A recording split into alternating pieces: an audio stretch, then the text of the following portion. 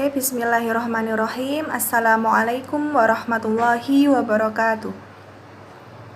Hamdan wa syukranillah amma ba'du. Baiklah anak-anak sekalian serta ustadz dan ustadzah yang dirahmati oleh Allah Subhanahu wa taala. Marilah kita panjatkan puji syukur atas kehadirat Allah Subhanahu wa taala yang telah melimpahkan rahmat serta hidayahnya, sehingga pada saat ini kita dapat berkumpul bersama dalam majelis ilmu atau kajian malam Ahad Wisma SMA Nur Hidayah dalam keadaan sehat walafiat. Selanjutnya tak lupa sholawat serta salam kita haturkan kepada junjungan kita Nabi Agung Muhammad Sallallahu Alaihi Wasallam, yang mana nanti kita akan selalu nantikan syafaat beliau di hari kiamat kelak. Baiklah anak-anakku, ustadz dan ustadzah, malam ini saya akan menyampaikan sedikit untuk kajian malam ini. Insya Allah materinya nggak banyak dan ringan-ringan aja pembahasannya, jadi minta tolong untuk anak-anak disimak ya kajiannya ustadzah dari awal sampai akhir.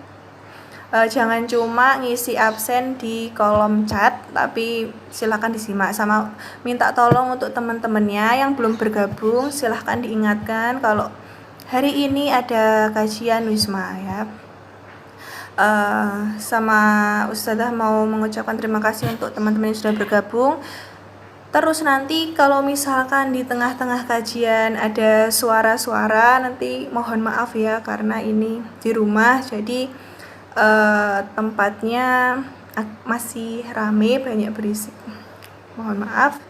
Baiklah anak-anak sekalian, dalam hidup kita itu tidak selalu merasa senang terus, hidup itu tidak selalu lancar terus,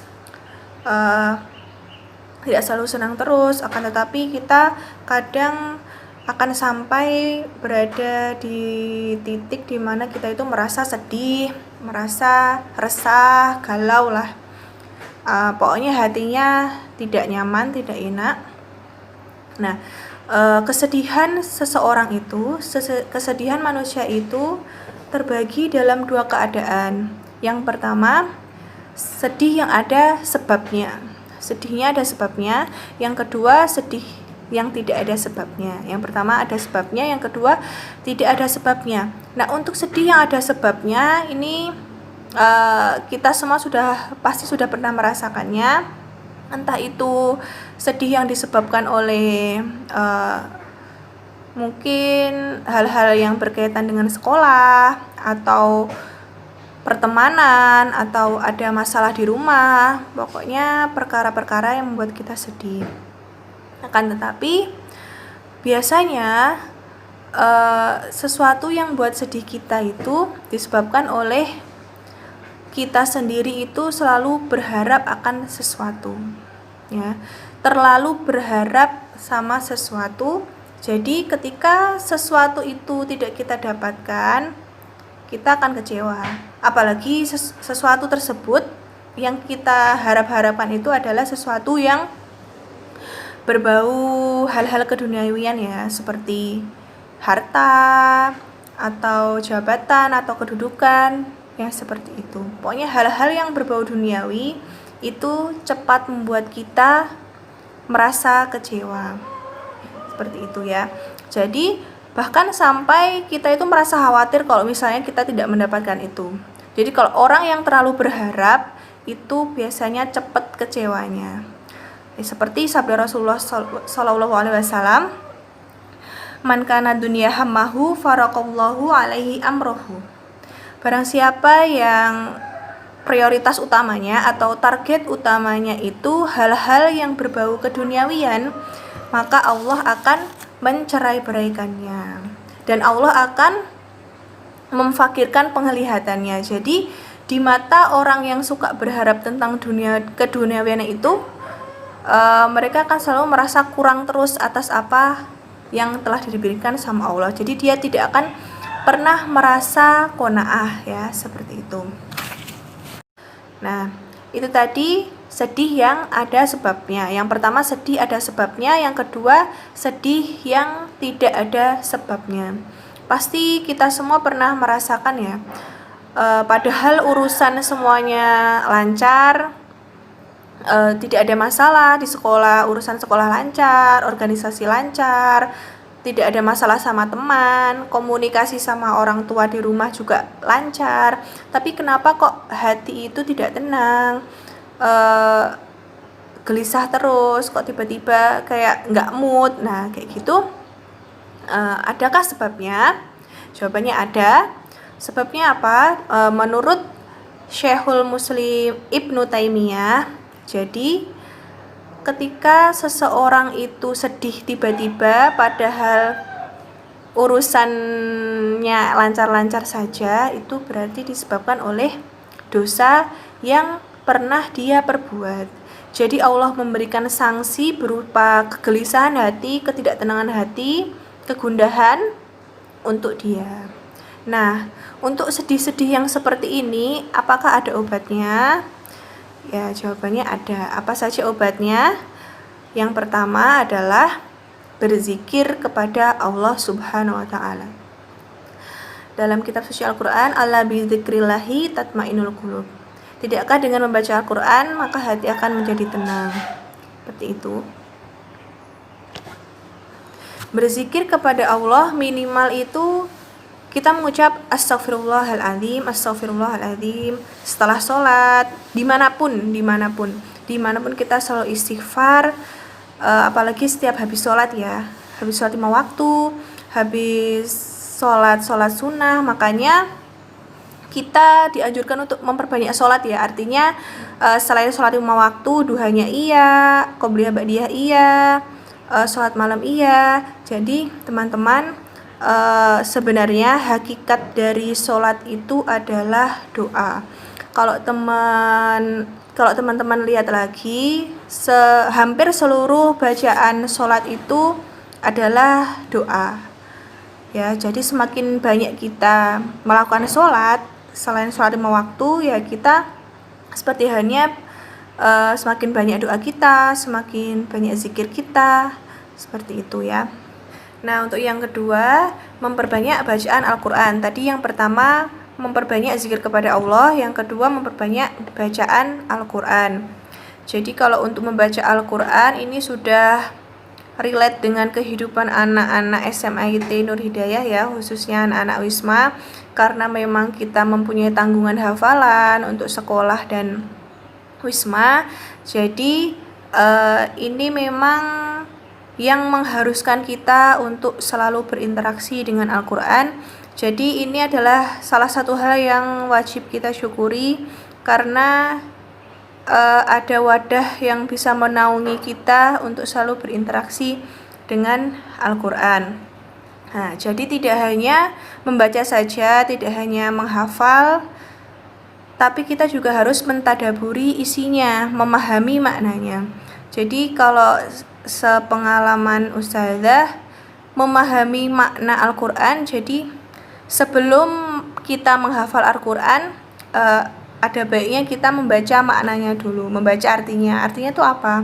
Biar kita tuh paham surat yang kita hafalkan itu artinya ini. Jadi kandungannya tuh kita hafal, kita paham. Jadi kalau kita tahu maknanya itu insya Allah bisa mempermudah hafalan. Jadi dalam satu surat itu menceritakan apa lah kayak gitu, itu insya Allah membantu kita dalam menghafal Al-Quran ya, seperti itu. Nah, tadi yang pertama memperbanyak zikir kepada Allah, yang kedua memperbanyak bacaan Al-Quran, terus kemudian yang ketiga mendekatkan diri kepada Allah atau taqarrub kepada Allah. Teman-teman semuanya, kita harus selalu ingat bahwasanya segala sesuatu yang kita harapkan, segala sesuatu yang kita inginkan tidak mungkin bisa kita raih kecuali atas izin Allah Subhanahu wa taala. Apabila kita bertawakal hanya kepada Allah dan kita serahkan segala sesuatunya kepada Allah, maka Allah akan memberikan yang terbaik kepada kita. Dengan caranya dengan mendekatkan diri kepada Allah. uh, ciri-ciri orang yang mendekatkan diri kepada Allah itu biasanya orang itu takut, sangat-sangat takut kepada Allah. Artinya apapun yang dilakukan, dimanapun dia berada, dia selalu merasa diawasi oleh Allah ya. Jadi teman-teman tahu apa enggak bedanya takut kepada manusia dan takut kepada Allah? Nah, jadi bedanya itu ketika kita takut kepada manusia, justru kita akan menjauhi manusia tersebut ya. Contohnya kayak misalnya ketemu ustazah di jalan atau di sekolah, tapi kita belum setoran, ada ustazah, wah belum setoran, nah putar balik lah kayak gitu. Kita justru kalau takut sama orang, kita justru menjauhinya. Tapi kalau kita takut kepada Allah, justru kita malah mendekatkan diri kepada Allah. Nah, itu bedanya takut kepada Allah dan takut kepada manusia. Jadi insya Allah ketika kita berserah diri kepada Allah, Allah akan memberikan yang terbaik sama kita. Makanya ketika kita berdoa itu dianjurkan untuk meminta yang terbaik. Jadi kayak